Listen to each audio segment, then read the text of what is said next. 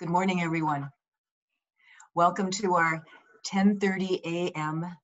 service here. It's a celebration service and sponsored by Lake Harriet Spiritual Community, a center for conscious living.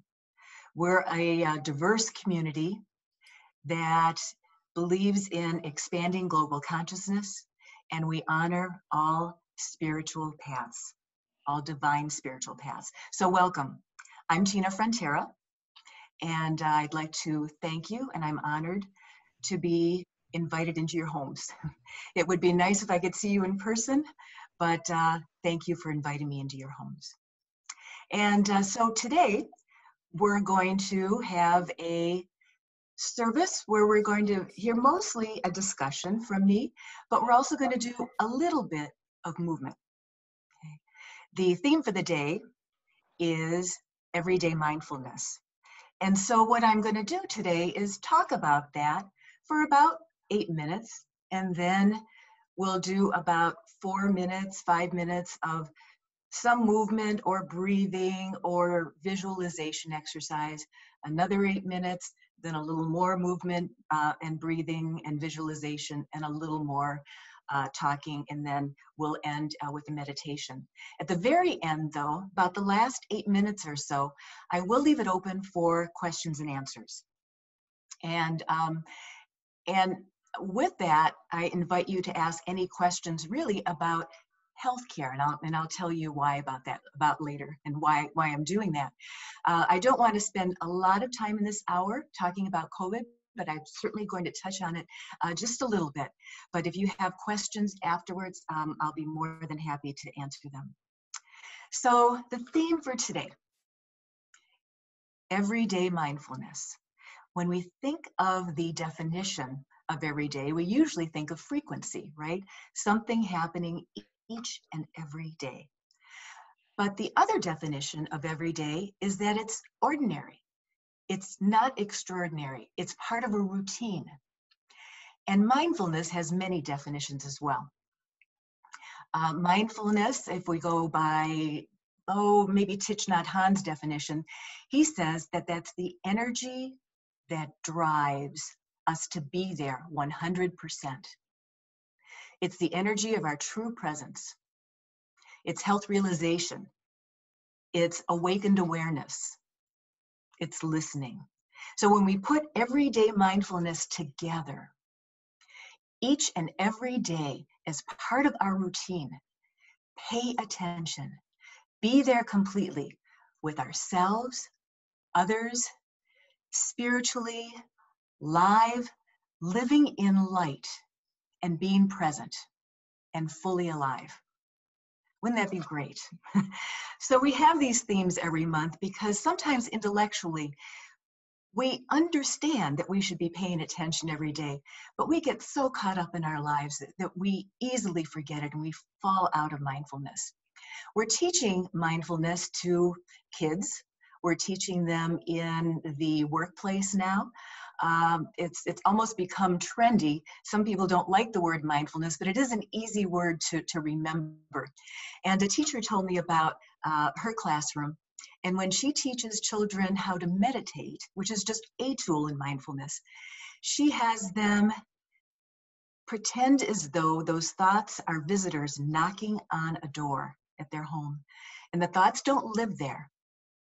And they greet them, acknowledge them, and watch them go away and pass. She asked her class the following day, well, what does mindfulness mean to you? An 11-year-old boy said, I know.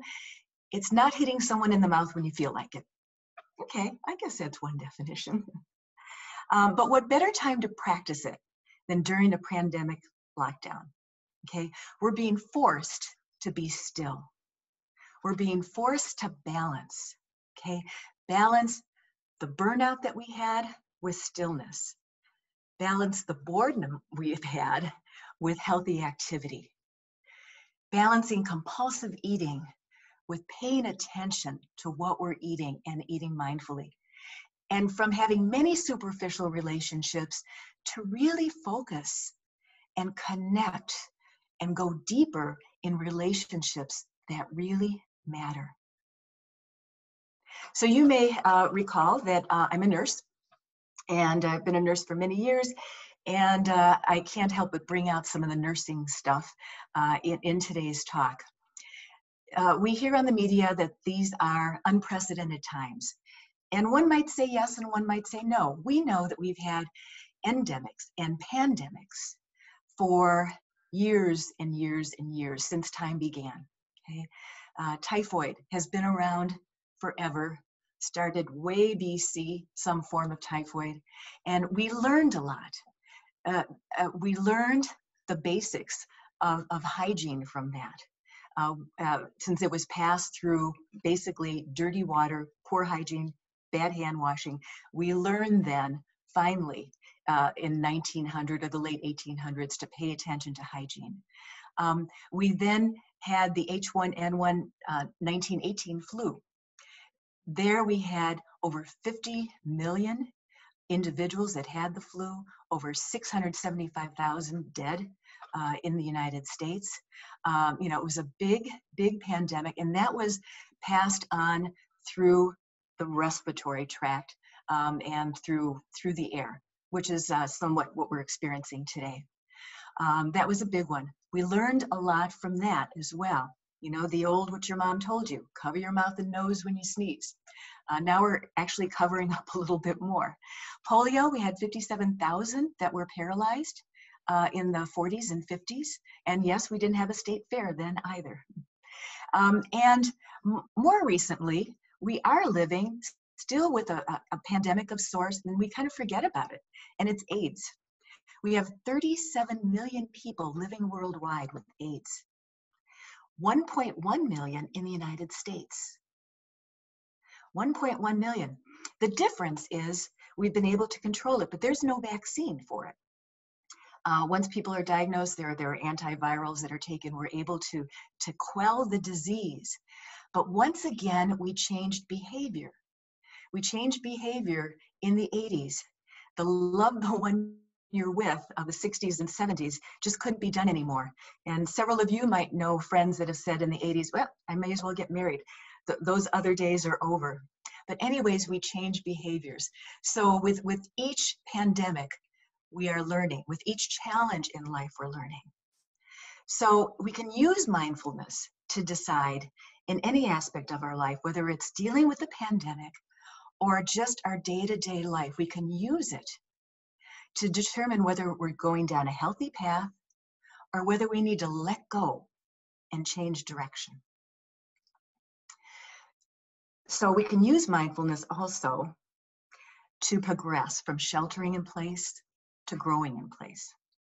A couple of stories. One story before I get into the first exercise. There's a college professor that was visiting a Zen master. And the Zen master was making tea. And the college professor was talking. And the Zen master poured tea and kept pouring tea and kept pouring tea and kept pouring tea. And he kept pouring tea so that it overflowed over the cup. And the professor said, wait, the cup is too full. There's no more. There's no more. Stop. And the Zen master said, me to teach you Zen when your cup is so full. So the first exercise that I usually like to start out with is one where we work at getting rid of what no longer serves us, because we have sort of a lot of junk that come in sometimes on a daily basis, a weekly basis, and sometimes unless we clear out what's going on with our fear, our angers, our loneliness, whatever's going on, we sometimes then don't have the room to take in what we need to take in. So I invite you first to surround your head with your hands, and I'm going to show you. Put your thumbs at the base of your skull and at your neck, and cup your head with your hands. And take a couple of deep breaths just to help quiet your mind. In through the mouth, out through the nose. In through the mouth and out through the nose. In through the mouth and out through the nose. And think about anything that you want to get rid of right now.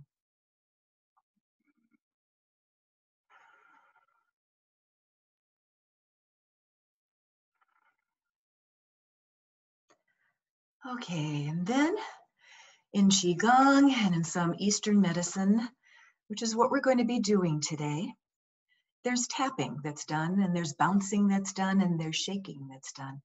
So I invite you to tap, remembering to breathe,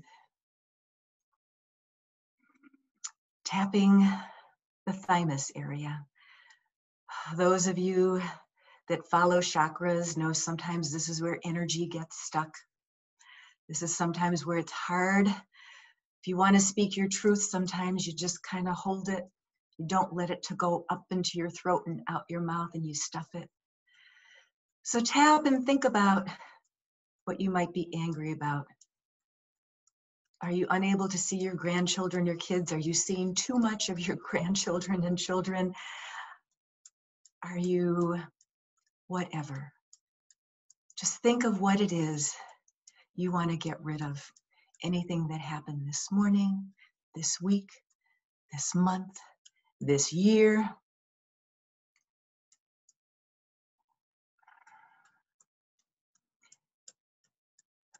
And remember to breathe. Now I'm going to move away, and for most of you with a good Wi-Fi connection, you should be able to hear me.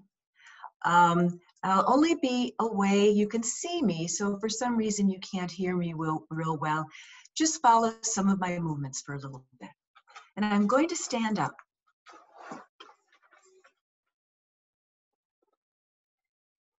And I invite you then to just swing back and forth. In Qigong, Qigong's all about moving energy, moving stagnant energy. You know, in healthcare, tumors sometimes are considered stagnant energy, right? Things sort of clump up. In Qigong, the belief is keep things moving. The definition, right, when we say something is not alive, we often say it's lifeless. So this helps just wake up your midsection and wake you up in general. The next thing is a little bouncing, hands above the head, knees bent. And just let those hands be free. And shake those hands a little bit. And shake them vigorously. Just imagine now, just at the ends of your hands, what you're sloughing off is any other gunk that you're feeling. Any other anger, any other fear, anything else that you might be holding on to right now, just give it up. Just give it up. Now, if you happen to be with kids or grandkids later on, and let's say it's raining tonight or tomorrow, another fun thing to do, and we won't spend much time doing it, but if you took 3 minutes and you did a whole body shake for 3 minutes, first of all, it's a great workout. And with kids, you'll end up falling down laughing after 3 minutes, and you'll be exhausted. Okay, I invite you to come back to your seat. Put your hands on your belly and breathe into your belly. Those that study chakras know the belly, the fire in the belly. This is sometimes where anger sits. Just notice what you might be feeling in your belly. Pay attention. Be mindful. Also, just thank your stomach for all the good things it does. Keep one hand on your belly, the other hand on your heart, connecting the love that your heart represents with your belly. Action in your belly. The belly promotes action. That chakra is an action chakra with the chakra of love, reminding you of the acts of love that you can be for yourself and others. Both hands on your heart, just giving love to yourself, healing to yourself, letting you know it was okay to have whatever feelings you had. Just honor yourself. Keep one hand on the heart, the other hand on the head, connecting love with thinking, bringing both hands to your forehead, quieting the mind again. Give thanks to your beautiful mind that can move thoughts at the pace of 250 miles an hour when it's at its peak. And with that, I invite you to put both thumbs between the eyebrows. Breathe in, focus, and be mindful.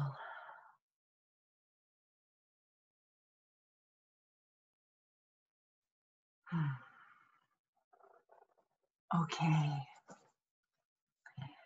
Now,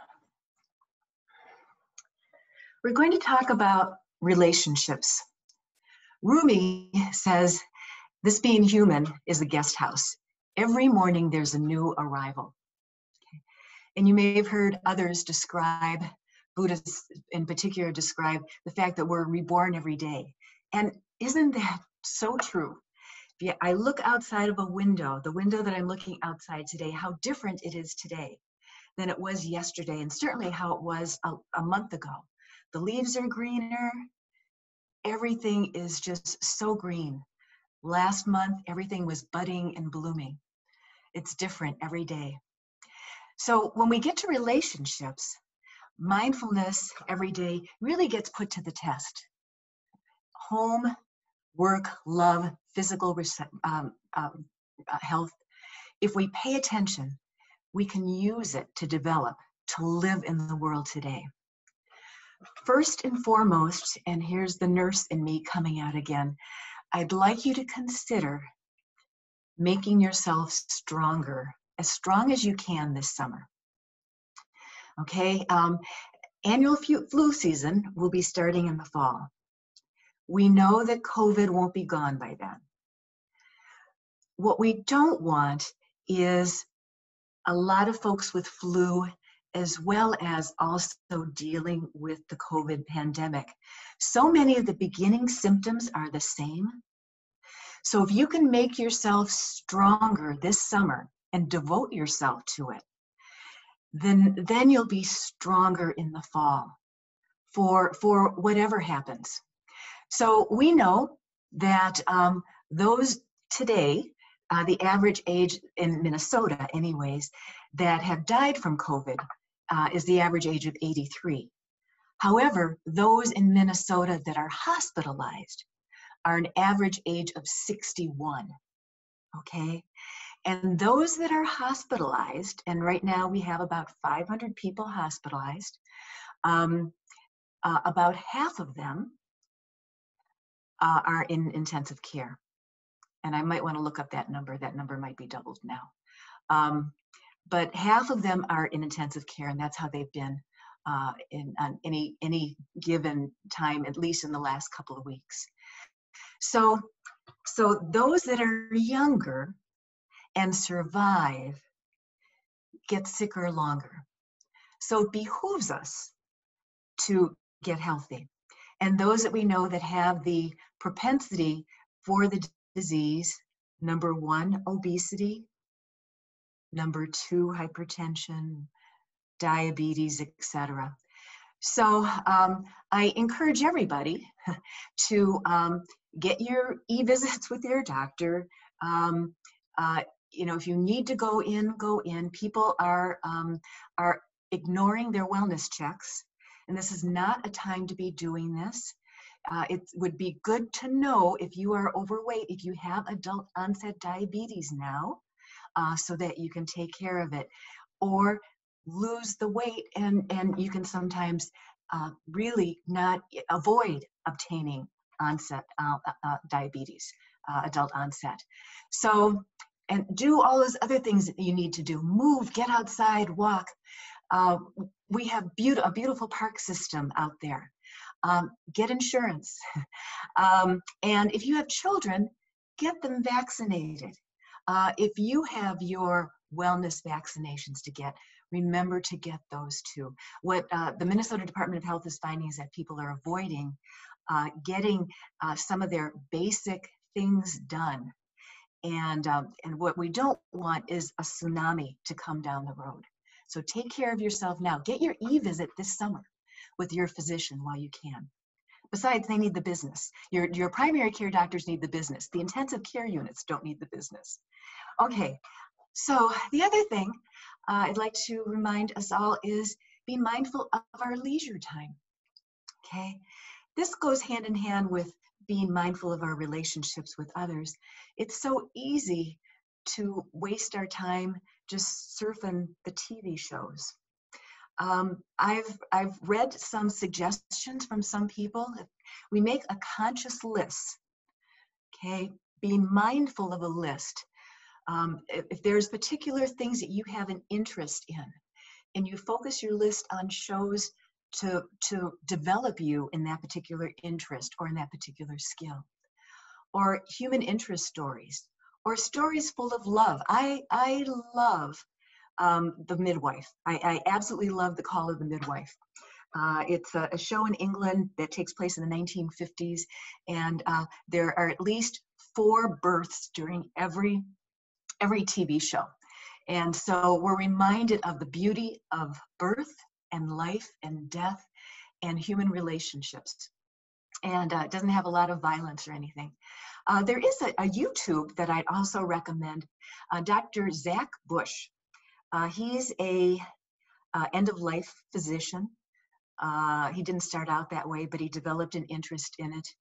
And he starts out being extremely realistic. It's I think only about a 10-minute video. It was forwarded to me by the American Holistic Physicians Organization. I get some of their regular emails. And he starts out very realistic, but he ends up very spiritual when he talks about life and death. And one of his bottom line messages is that he realizes, as he's brought people back sometimes in his early days, when he resuscitated people back into life, and they would ask, "Why did you bring me back?" And he talked to them. And there are many stories about this kind of thing. When he talked to his patients, what he realized, people on this earth, there are many of us walking around lonely, very lonely. And we don't realize sometimes until we have a near-death experience how much the universe is really supporting us. It's really supporting us, but we don't sometimes pay attention. We're just sometimes not mindfulness enough about it. Culture, going back to our roots. If we're sequestered with family, what a fun thing to do, go back to the roots. It sometimes helps during widespread anxiety. It helps to learn about the food, about the music, about the language. You can go way, way back and have fun with it. Dan Buettner, who wrote the Blue Zones series, lives in Minnesota, and he describes people in Minnesota as people with bad hair and who wear sensible shoes. But he says Minnesotans are wonderful people. We take care of each other. We get out of our cars. We push each other out of snowbanks. We we really do take care of each other. He also says that to make an impact in your community, you need to live in your community for 20 years. So your family or your community, friends. Be mindful of the friendships. During this time, going deep with friendships may be a good thing. Spending time with the friends that you trust. The friends that you trust to keep you safe. The friends who are mindful enough to keep themselves safe so that when they are with you, you are safe as well. Probably the place not to be is in a place with a large crowd and a bunch of inebriated people, okay? Being in places where there can at least be some control in the behavior is something that may be a good thing for all of us right now. So, community, deepening friendships, being present for our friends.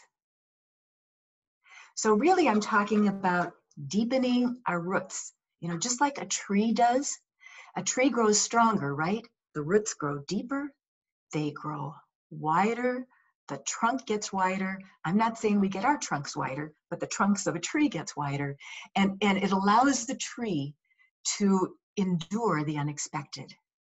It requires diving in where we are and not running away from what is. Okay, I'd like to do another little set of exercises. And if you'll join me in standing up.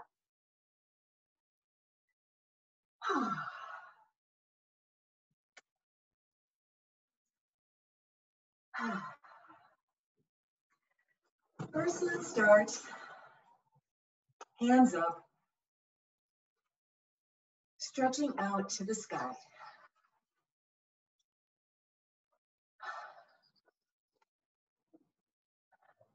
And be mindful of what you're feeling in this. We often start out exercises stretching, and for a good reason. So you can use this as just a body stretch if you want, and just feel what you're feeling. Or you can use this as a visualization exercise and visualize connecting with your ancestors, connecting with God, connecting with the supportive universe. Stretch to the side as much as you can, and you can think of this as a body stretch and feel what you feel and look in the direction and see what you see. Open your eyes to the other side. Feel what you feel, or you can visualize. You can visualize your branches branching out even further, almost to the whole world.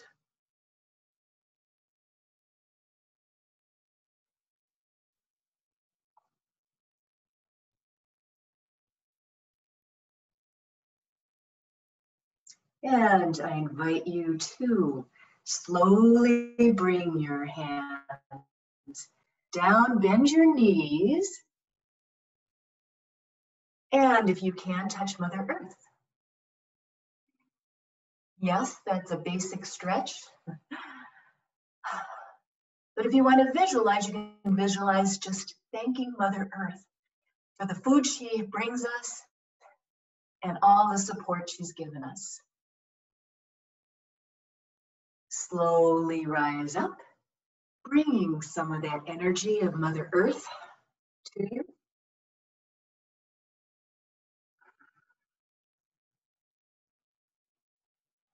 And taking your hands and point your top hand palm up Your lower hand palm down, connecting heaven and earth. Or if you'd like, a simple stretch. First, be aware of just the stretch. If you want to visualize yourself connecting heaven and earth with you as the conduit.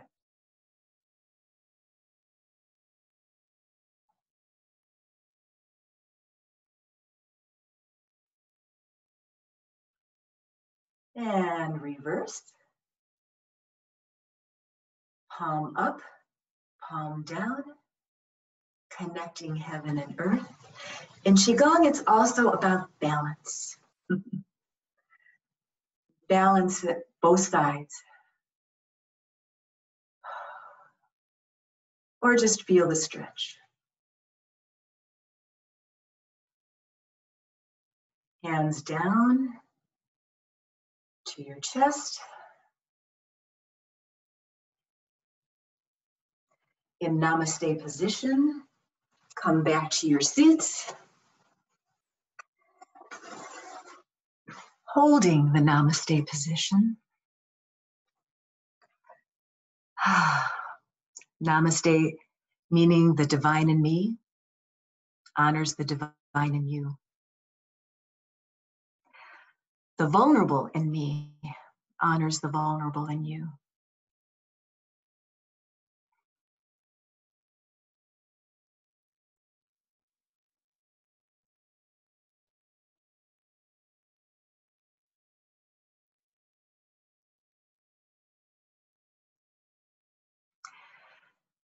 Now with your eyes open, slightly open, soft eyes, encourage you to breathe whatever's more comfortable with you. Some do in the mouth, out the nose, whatever feels right. But just feel what you're feeling. With your eyes open, because we'll do a guided meditation later. What are you feeling? How many times are you blinking?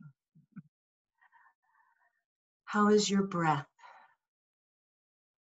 What do you feel in your body? Be mindful of what you're feeling, seeing, hearing, smelling.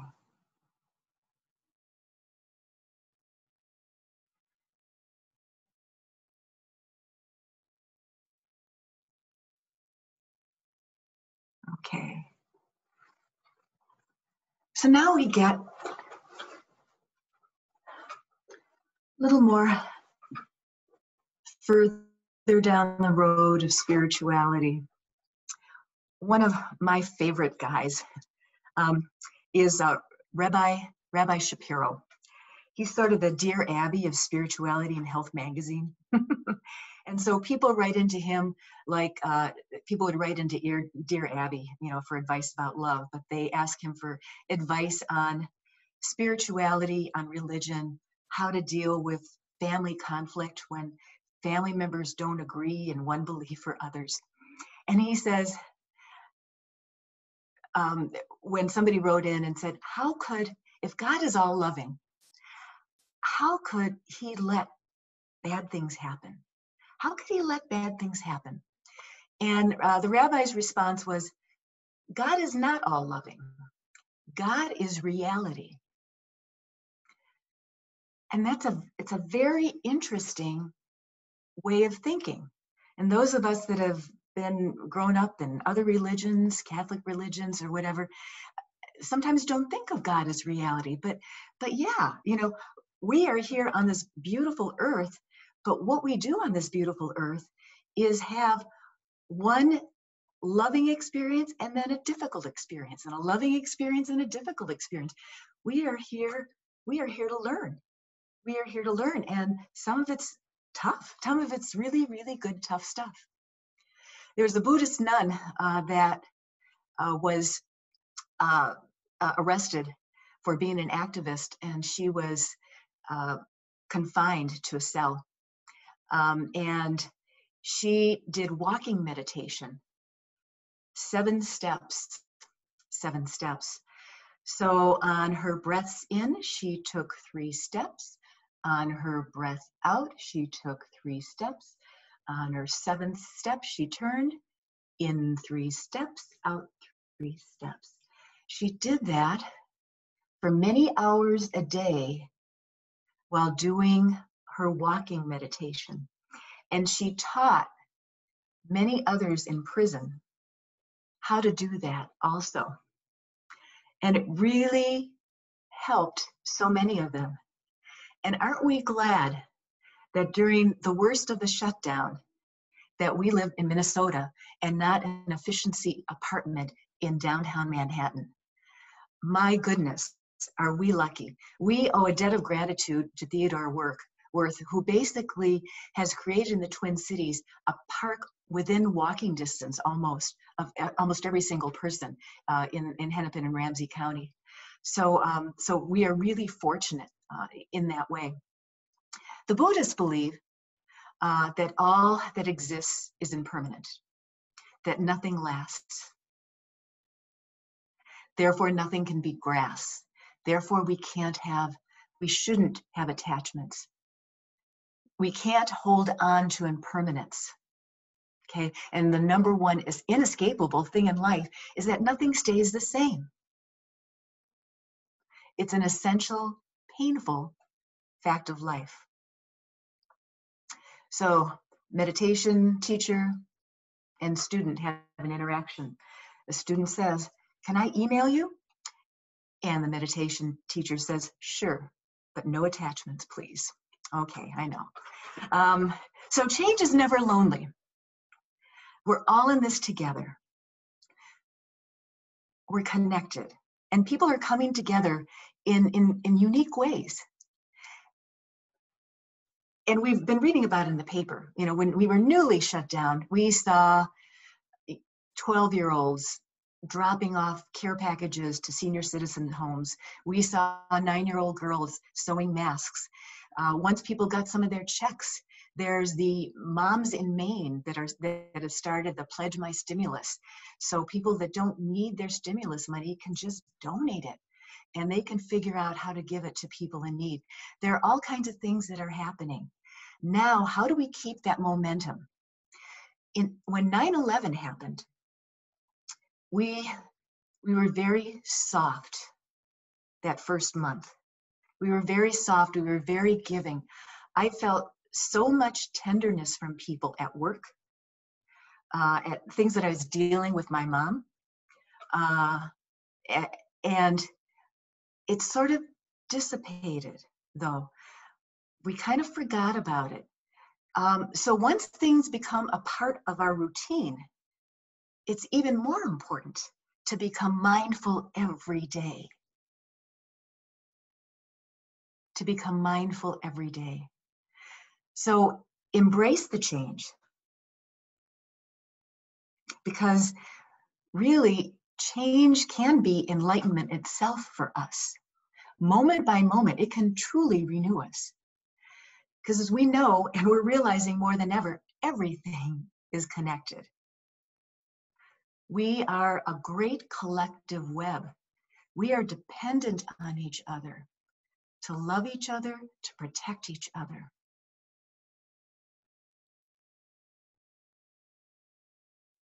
We are a great collective web. So the tenderness in me recognizes the tenderness in you. And that may be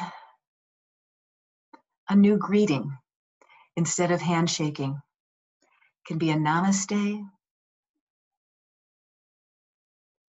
And you can use whatever words you want. But with each person that we greet, let's be mindful of that person, how full of love they are, and remember that. Okay, our last little movement, a little bit of movement, guided meditation, and then I will be opening up for some questions, but I encourage you to stand. And I'll also have a little more dialogue at the end. Deep breaths.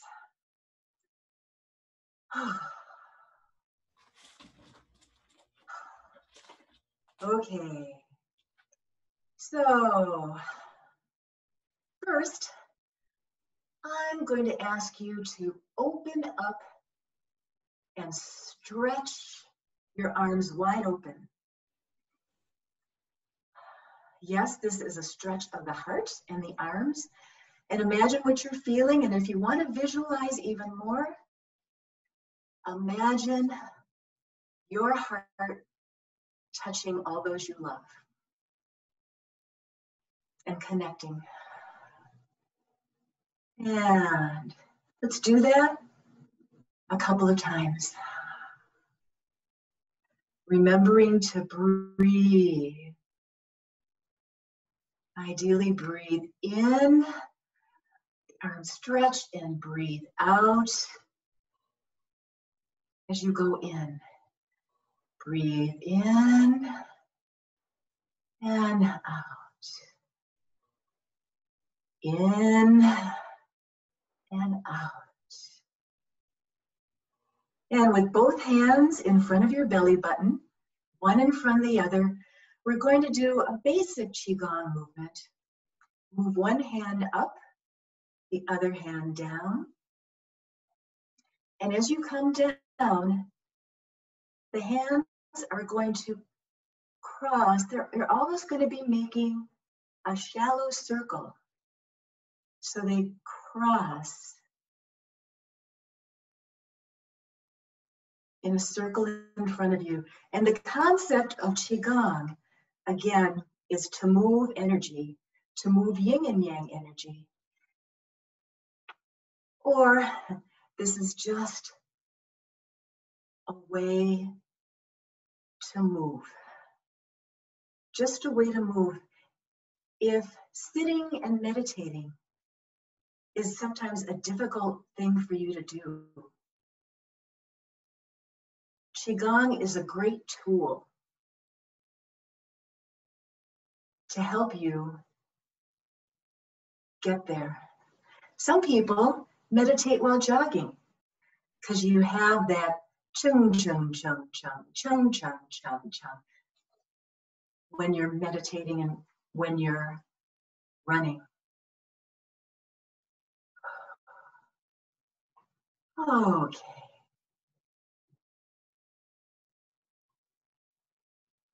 I encourage you to bring your hands to your heart and come back to your seat.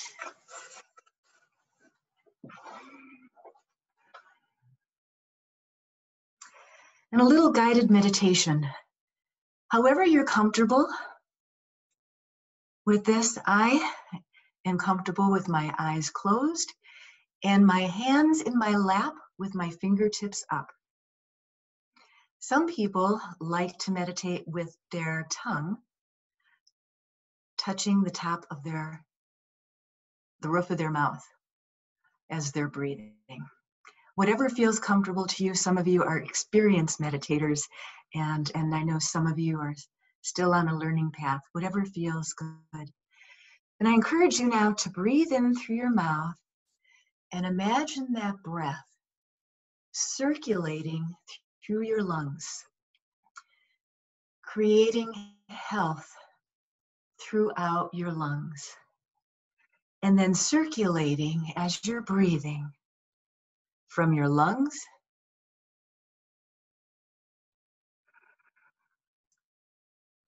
into your heart, down your circulatory system, enriching and cleaning your entire circulatory system, back up through your veins, back out through your lungs, and back out.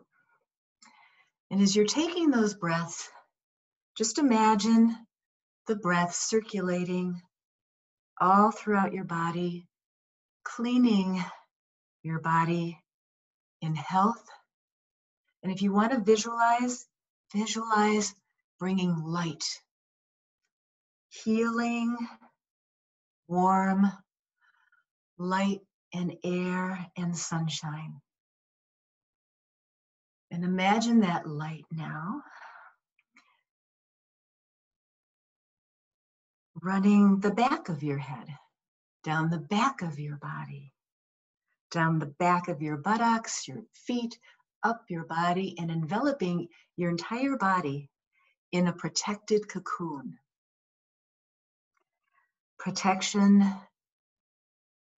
from all that might hurt you. Safe as in your mother's womb. Just imagine yourself just sitting here safe for a minute.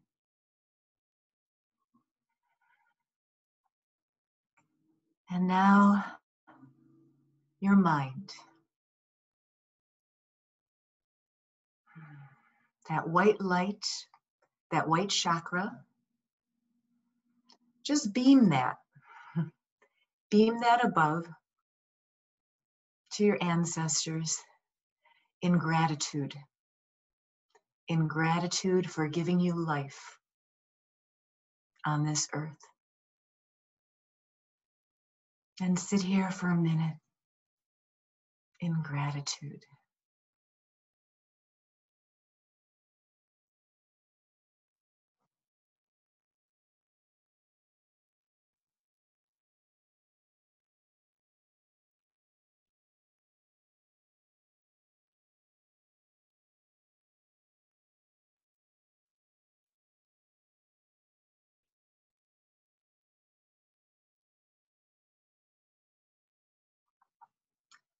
Okay.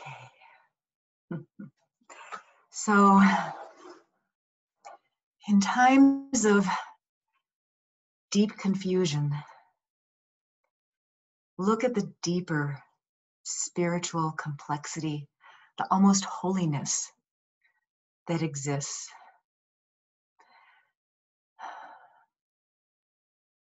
Let's take advantage of this time in history. Get strong, stay strong, be mindful every day, be awake, be aware of your body, your mind, your spirit, your relationships, and keep remembering just how connected we all are. And be mindful to express compassion to yourself and to others. And for those that won't be staying for the Q&A session, a reminder to express compassion to yourself today and everyone you meet, in person or virtually,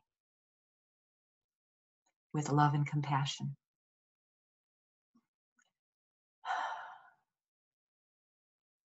Now, these last 10 minutes, I want to open up regarding healthcare and health. So I've indicated that I keep up with the medical literature.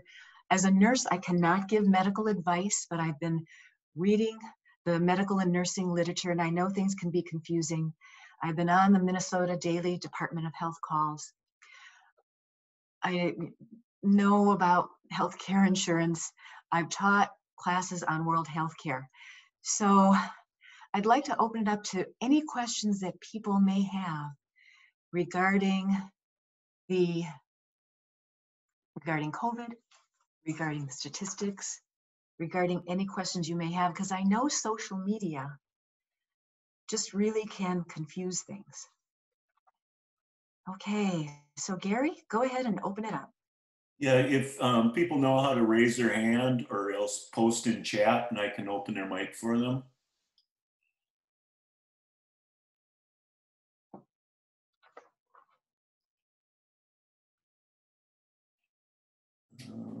Okay, any questions out there, anyone? I think he's unmuting, yeah. Well, I can't unmute everybody. Okay. I'll just unmute people who raise their hand or indicate on chat that they have a question. Yeah, I see a hand. You do? Yeah, I think I see a hand. Or I see a hello. Okay. Barbara, I'll unmute you. Can. Can you hear me? Yes. So Tina, statistically, what do you see the trend as we're opening things up as far as COVID? Well, I think maybe your question might be Minnesota. Oh, we have a visitor here. In Minnesota, yeah, we're seeing the trend line go up. We've got almost close to 20,000 with COVID. We have 851 deaths. So the prediction is that there'll be 1,000 deaths by the end of the month. And as I indicated, we have many hospitalized, about over 500 hospitalized. So the hospitalization rate is also going up, and that's what the state has been trying to flatten the curve on. But they're expecting that it's still going to peak in Minnesota, and the peak will be around July. And then we'll just kind of see exactly what happens then. So, there are various models, and MDH keeps changing its models and revising it to be more current to what we're seeing now. Certainly, it wasn't as dire as some of the earlier predictions, but we still continue to see it climb, but at a manageable pace. And the whole purpose of this is so that if we need to go to the hospital, there's someone at the hospital to take care of us. Thank you. Uh-huh.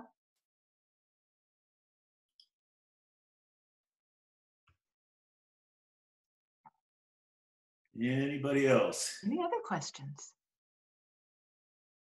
Come on, Ella, I know you've got a question. No, I really didn't have a question. I'm just in Chicago for the weekend, enjoying my birthday. So I don't really have a question, but I guess I do have a question. There's a lot of information on social media. And one of the things, Tina, that I wish I could find again and do my own research, but somebody posted a leaflet, and it appeared to be from a flu vaccine. And in it, it said something to the effect that one of the side effects could be symptoms of COVID.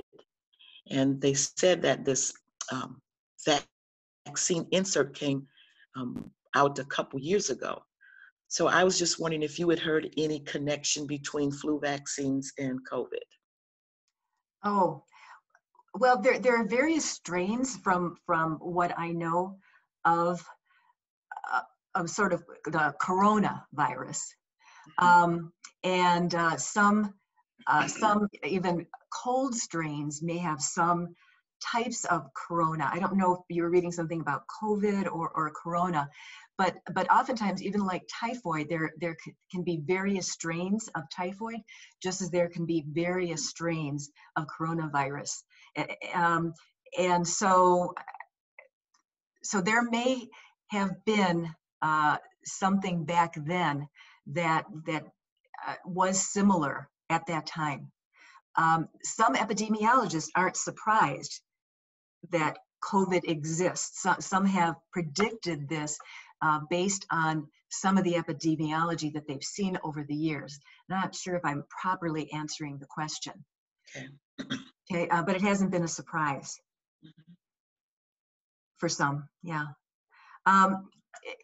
Let me talk a little bit about, until somebody raises their hand. And There is a hand up. Okay. And there's another question too on the chat asking about spreading COVID through touching surfaces. And I know some came out recently that said that's not as big as they thought. Yeah, they're finding that surfaces that the most easily and quickest transmitted is through, people and droplets and through the air. So it's basically through the air, touch directly people to people. And sometimes I think they're finding the length of time that you are exposed to somebody in a closed space and the distance. It doesn't mean we don't need to be mindful of surfaces, because we still are touching surfaces with our hands. And if we forget, it's so easy to touch our hands. How many times have I touched my hair in this last hour, for example? So we still need to be mindful of it, but it doesn't, it isn't as quickly as contagious. I guess that's why we feel comfortable, right, doing carry-out food. We still wash our hands when we bring carry-out food home, but we don't feel the need to sterilize absolutely every container sometimes when we get it home. But it's still a good idea to throw it in a plate and wash your hands. But yeah, they're finding that's just recent, and they've done it with regards to time. Things staying on a surface 2 hours, 24 hours, 48 hours. It really doesn't seem to last that long. It seems to be different surfaces. Some of the smoother surfaces seems to last longer than some of the rougher surfaces. So like smooth metal and plastic as opposed to sort of a rougher surface. So more to come on that. I'm sure they'll be doing more and more studies. And there's somebody with their hand up. PJ, I'll unmute you. Good morning. Thank you for this fabulous morning, way to start my day. I appreciate that you said that we have the ability to get ready to become stronger and be maybe perhaps more prepared health-wise for what might happen this fall with the flu season. I wonder, in addition to health, to diet, exercise, rest, what other things can we do? And some of the specific questions I have are, I've seen some video and some information about strengthening our lung capacity and our ability to withstand. I don't know exactly what happens with COVID in our lungs, but is there any value behind that? And what other suggestions might you have for us to become stronger and prepare for the flu season?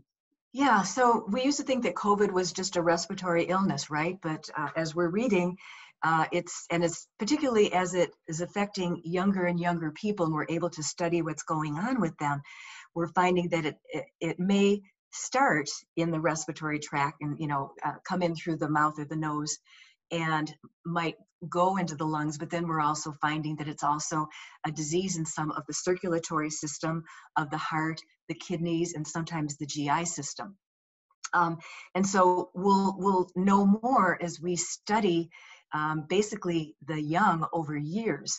But yes, the doctors are finding, and that's why sometimes people are in the hospital for 43 days. The average length of stay in the hospital is 10 days, but it behooves us to strengthen every body system. So I'm not going to give medical advice, but what we can do as for ourselves to strengthen our lungs, for example, is movement. Okay, breathing in every day is a great thing to do. Walking and breathing every day. If you could walk briskly every day, the 80-year-olds that are dying probably aren't moving as much, right? The 61-year-olds who are just getting sick and hospitalized move a little more. The 30 and 40-year-olds who move a lot right now don't seem to be getting it in as lethal a dose. So movement, deep breathing, anything you can do for your circulatory system. That's why I advise you going to your doctor. If you have hypertension, you should get that taken care of because it has been known to affect the vascular system. It's good to get your annual checkup where they sometimes do your annual blood draws. They can find out if your kidney functions are changing at all. And so then you can do more things. Drinking water usually is one of those first things that you would do. We don't drink enough sometimes water. Just those things to just keep things flowing in you. Some people are taking fiber to make sure, I do it every day, fiber every day or every night, just to keep the GI tract going. So there are some just basic things that you can do without medication. And I'm not going to really suggest anything over the counter, any other treatments, but just basic things that you can do that just involve movement, drinking water, just those basics. Thank you. Mm-hmm. And then there's a question on the chat from Jessica and Larry. What are the current thoughts about camping, going up north, or even the Yellowstone? Well, okay, so you know when you look at the stats, we have very few cases in the outstate areas, besides you know, Hennepin, Ramsey, and the other metro areas. The other ones with large cases, of deaths, Clay County has 20, and I think St. Louis 13, or cases, excuse me, cases, not deaths. So part of the fear that people have is that if a bunch of people go up north and get sick, that we could overwhelm that system. So there are some towns that want the business of people to go camping, and they want people in those grocery stores, and some are saying, you know, you folks from the Twin City metro area, stay away from here. So camping is opening up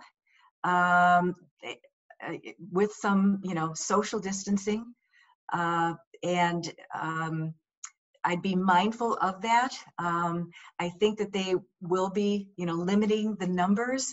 If you're going camping, be mindful of where the healthcare facilities are. Be mindful of how far of a drive it is. Ely's really a tough place to go right now, which I think is why the Boundary Waters, I think, will not be opening for a while. You drive up to Ely, it's really hard to get any place else. And Ely doesn't have much of an infrastructure. So I would do it in caution, certainly have fun, enjoy the outdoors, but practice the social distancing and breathe good fresh air, and know where there is help if you need it.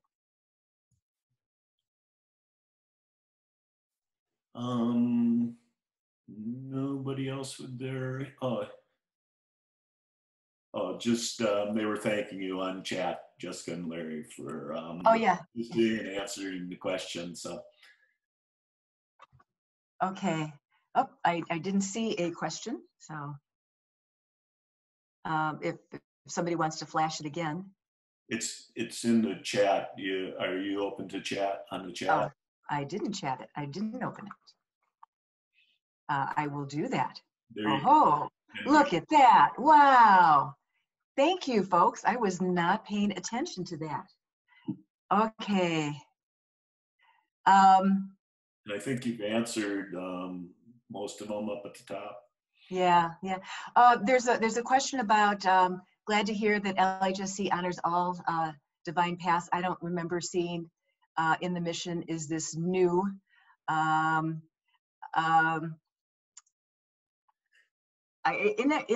believe we still talk about that in our announcements. I don't know if anybody on the council has our mission. If not, you can stay tuned or come to LHSC, and we often try to read the mission in the announcements.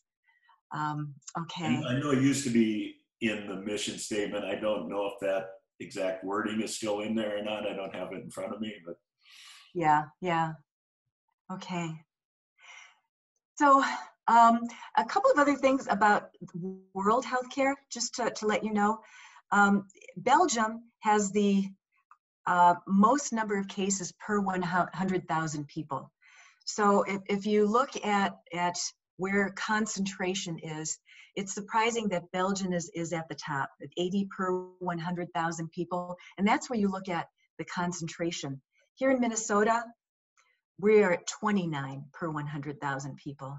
And the UK has 54,000 per 100,000 people. So we've been able to, even though we have a lot of cases, take care of it in terms of our population, but we do have more cases than any other country in the world. Part of that is due to our good healthcare system too. And our deaths are also kind of right in the middle, with Belgium having a 50% fatality rate, The United States at 6% fatality rate, but Singapore at only 1%. Only 1% of those that get COVID. So we are sort of in the middle of the pack of the world in terms of those rates. So there's room for improvement. The numbers are big, but another reason to be grateful that we don't live in Belgium or the UK or Italy or Spain right now. I hope we can go there in future days. Any other questions? I don't see any, and I think it's probably about time to wrap up here. Okay. Thank you so much, everyone.